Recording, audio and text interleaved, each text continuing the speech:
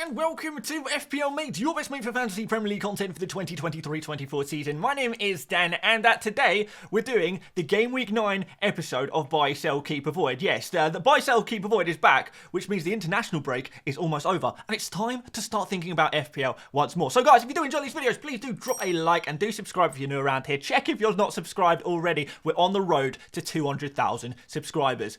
Let's have a look at the rules. Okay, so buys are players you probably don't have but should consider bringing in. Sells are players you probably have but should consider removing. Keeps are players you might be thinking about removing, but I think you should keep them. And avoids are players that are pretty hyped up right now, but I do think they are potential traps that maybe we should actually be avoiding. Let's have a look and see how we got on in Game Week 8. It seems like a long time ago, but let's have a look.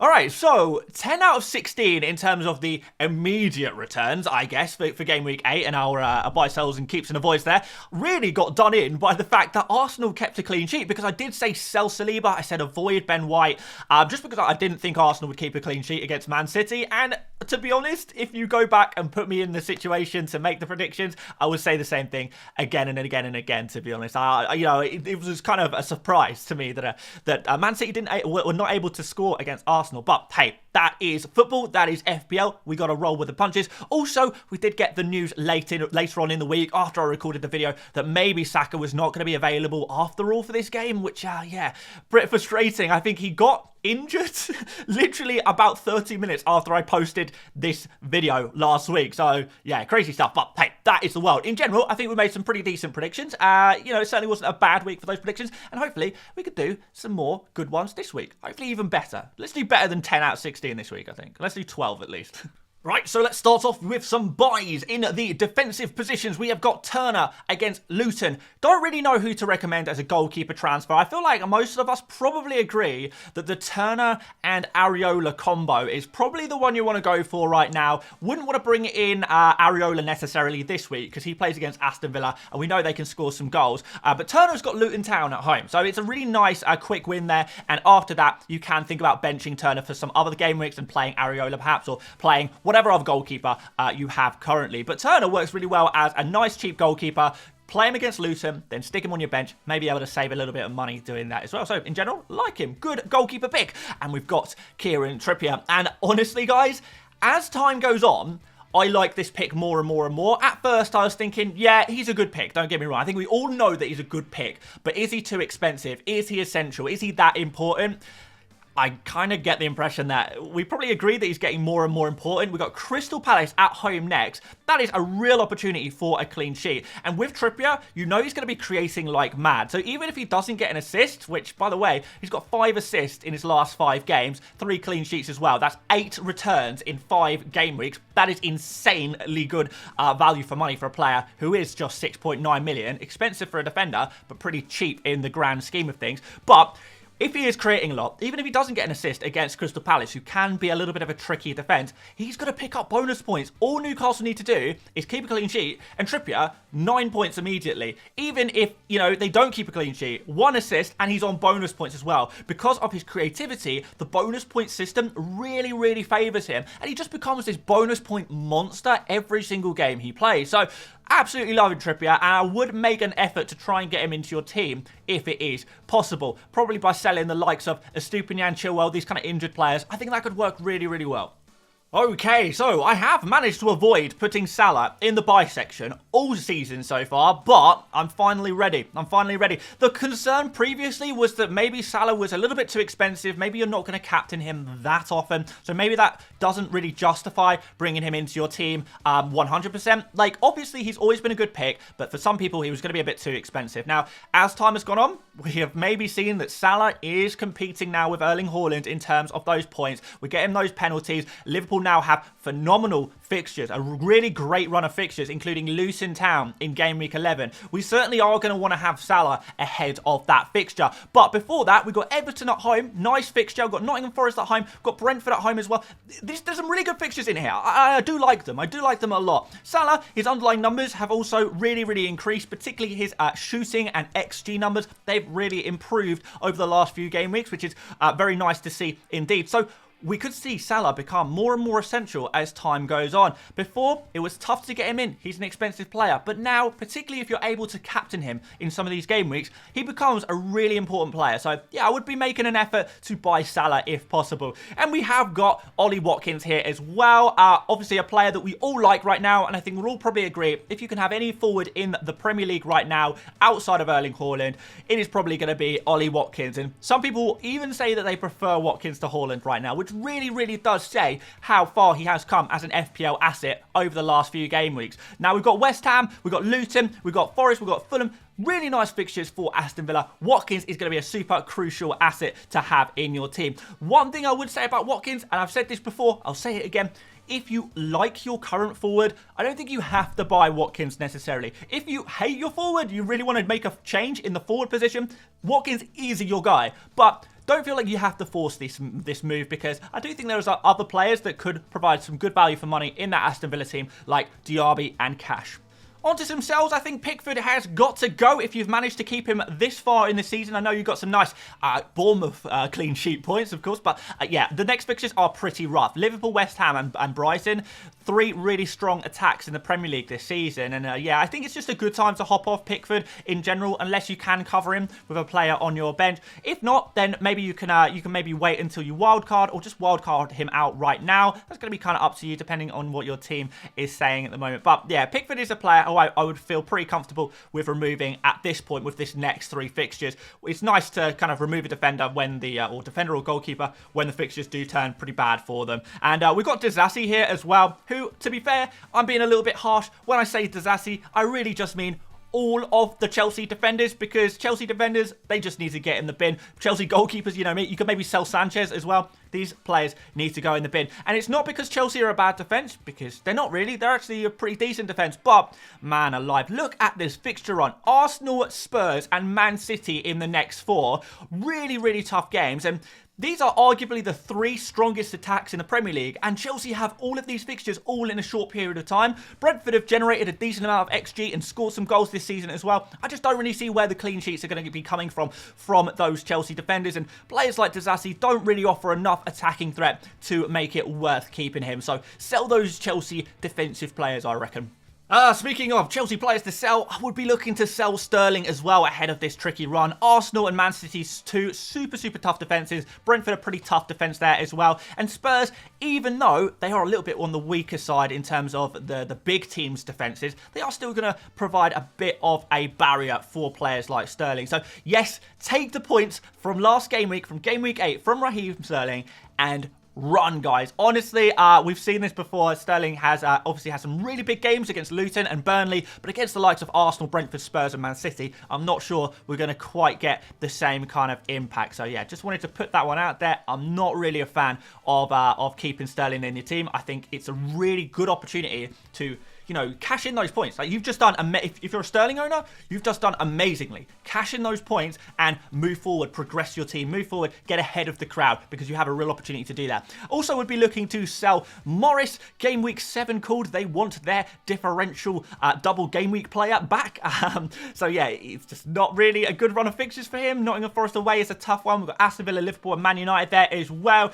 Yeah, I just would not expect too many attacking returns from Morris in these upcoming fixtures, unfortunately for him. But what could you expect? Like a newly promoted forward, a cheap player as well. He provided some really good value whilst he could, but time to remove him and go on those bigger hitting, you know, high upside forward players, because believe me, there are a few of them about right now. Keep Onana. If you have held Onana on for this long, then I feel like you've got to keep him for this game week. I mean, we got Sheffield United next. That is a really weak attack, and clean sheet are genuinely on the cards for Manchester United. Remember, in the last 3 fixtures for Manchester United, they've only conceded 2 goals. So that's really not so bad. I know Man United aren't in the best place in the world right now, but you do feel that there is a decent chance of a clean sheet against Sheffield United. And I don't think it's worth a transfer on Onana ahead of this fixture, unless you're on a wild card, of course. If you really are looking to remove Manchester United defenders or goalkeepers or whatever, at least wait until game week 10, where Man United do play against City. That's all I would say on that one. I feel like he's worth one more roll of the dice if you have kept him this long. Although, I imagine you're very frustrated right now. And I've got Cash as a keep. And I know this sounds really, really obvious, but I was looking through the most sold defenders. And outside of the injured players, there was only kind of 3 heavily sold defenders. And they were Akanji, Walker, and Cash. Now, don't want to speak too much on Man City's defense. You know, they rotate a lot. We've spoken about them before. They can keep a clean sheet on any day. Don't particularly love those Man City defenders. And I think you can afford to sell them, to be honest. But Cash, I would not be selling. You know, he's a player you definitely keep. I know he didn't return in game week 9, but look, moving forward, West Ham, Luton, Forest, Fulham, clean sheets are on the cards here, and his attacking numbers are really good. You can see in the last 5 game weeks, 1.03 XG. That's quite a lot. He's been unlucky not to have scored a goal recently, so yeah, if you're a Cash owner, goals are on the cards, and you're going to be in the points. And look at this page, guys. I can't believe we're making a video today and saying keep Son and Haaland. And that just goes to show what a crazy time in FPL we are living in right now, as Son and Haaland are 2 of the most sold players in FPL. Son is being sold, I think, mainly to facilitate Salah. People want to get Salah into their team. I completely understand why. I would maybe just leave it one more game week and at least get this Fulham at home game out of the way, because it's a decent fixture for Spurs in general. And Son seems to be in some, you know, it looks like he's in mixed form, but in general, I think he's been doing pretty well. You know, if Spurs didn't go down to 10 men in game week 8, Son could have easily got some returns in that game. And it was really, really unlucky for Son owners. And I would not feel too disappointed in that game week. I would take him forward one more game week at least, play him against Fulham. After that, against Crystal Palace, I think that is a tough fixture for a player like Son. So I would understand selling him at that point. But look, let's keep him for Fulham at least, man. We've got Erling Haaland as well. One of the most popular sells. The most sold forward ahead of game week 9, which is crazy. I just do not back it. And look, this is just my opinion. So if you really feel you want to sell Haaland, you want to have some fun with it, hey, crack on, guys. You do you. But for me, there is no way I would be doing this. So, because you are betting against 90% of FPL managers, against the best FPL asset in the game, the most expensive FPL asset in the game, with some really nice fixtures. And I know people think that maybe Brighton is a medium fixture. It's not. When you're an attacker, you're going to score goals against Brighton. Manchester United, look at the form they're in right now. Look at what happened last season when Man United were in some bad form and Man City came in and destroyed them, and Erling Haaland was picking up all of the points. We've got Bournemouth at home after that as well, one of the weakest defences in the entire league. So these next 3 fixtures, I feel like, are going to be super crucial for Son owners, and by removing him, you are taking such a big risk, and I'm not really sure what the upside is either. The best thing that could possibly happen by removing Haaland is that you maybe free up a little bit budget to bring in Watkins that maybe you couldn't afford before, or, you know, something like that. Is it really worth it? I'm not really sure it is. I'm not sure the trade-off is worth it. I'm worried, like, what is the best possible outcome of this? And perhaps those of you guys who have sold or are selling Haaland can let me know, what is the best thing that could possibly happen here? Like, realistically, do we really think Haaland is going to blank every game for the next 3? Are you going to be able to compete against everyone captaining him as well? You know, if people captain Haaland against Brighton and Bournemouth and he goes off and he scores a 20-pointer, you're going to be 40 points behind everyone who captained him. That is an insane gap to make up. Again, it could take you weeks, months, possibly the rest of the season to catch up with those people who captain Haaland in a game week where he absolutely destroys it and you don't have him in your team. So just wanted to put that one out there. I do not advocate for the sales of Erling Haaland. And finally, some avoids and a Crystal Palace duo to start us off. Yeah, we've got Johnston and Anderson. And look, I really like these 2 picks in general. I think they make really nice additions to squads, particularly if you're on a wildcard. But what we have right here is the most popular goalkeeper transfer in and the most popular defender transfer in. And yeah, I'm saying avoid both of them. Dan, have you lost your mind? You're going against the most popular picks in their positions for this game week. I don't think I have lost my mind. I just really do feel that when you're picking defenders and goalkeepers, to be fair, you do want to pick them up at points where they have good fixtures. I think fixtures are much more important to defenders than they are to attackers. And the next 2 fixtures are not good. Newcastle away. Newcastle have been in some fantastic form, scoring goals. We've got Tottenham at home after that. You know, a team in some crazy form, top of the league table right now. It just does not seem like the right time to buy these players. After that, yes, absolutely. Let's go for them. And honestly, with Crystal Palace, you never know. They could pick up a cheeky clean sheet in the next 2 games. But you'd have to get pretty lucky to get that. And I just feel like there's better options out there right now. I don't think you need to make a goalkeeper transfer right now. I don't think you need to make a defender transfer to Anderson right now. I think there are other good options, you know, Cash, a Doggy, players like that, you know, going for a Burn or a Trippier, of course. That works as well. Anderson just would not really be the player to go for right now. Of course, the exception is if you're on a wild card. If you're on a wild card, things change a little bit, don't they? So, yeah, you can maybe pick them up and bench them, but would not be looking to buy them, would not be looking to play them either. And finally, we are going to say Sterling again. Yeah, also a very popular midfielder, transfer in, people knee-jerking him in after his big haul last game week. Well, remember what happened after the Luton Town game when everyone picked up Sterling that time. We've got enough data now to show that there's not going to be too much consistency in these Chelsea results, and the next fixture run is just so tough, man. It really is so tough. So no doubt Sterling will be back on our lips at some point in the future, but now just does not seem the time for it. You know, going against Arsenal, one of the toughest defences in the league, probably only second behind Manchester City right now. Do you really want to pick up an attacking player against such a tough opposition who hasn't really quite shown that consistency of form yet? Not really for me. So I'm going to say avoid Sterling. And João Pedro, like, to be fair, the avoid for a forward was super tough this week, so I had to go all the way down to João Pedro. Like, there's still a decent amount of people transferring him in.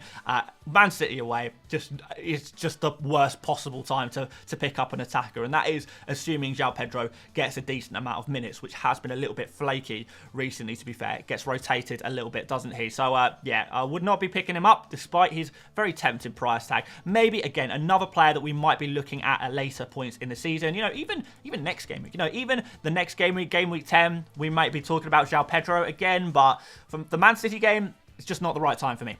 So, in summary, guys, I would say let's try and wait till press conferences because there's still a lot of injury news that we need to figure out before we make our transfer moves. But I understand that there's a lot of price changes at the moment, a lot of impatience, and we're all excited to get stock back into FPL. So, you know, completely understand that, guys. Yeah, we'd love to hear your thoughts about the Erling Haaland keep suggestion from this video. Let me know what you think about that one. I think that's going to be a key point, a key turning point for a lot of people's seasons, whether it goes well or not. I guess we'll see what happens in that one.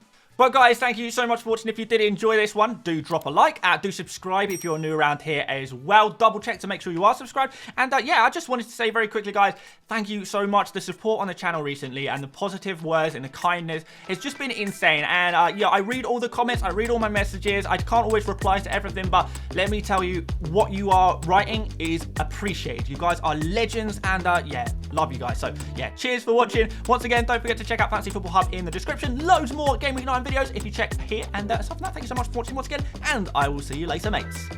Bye-bye.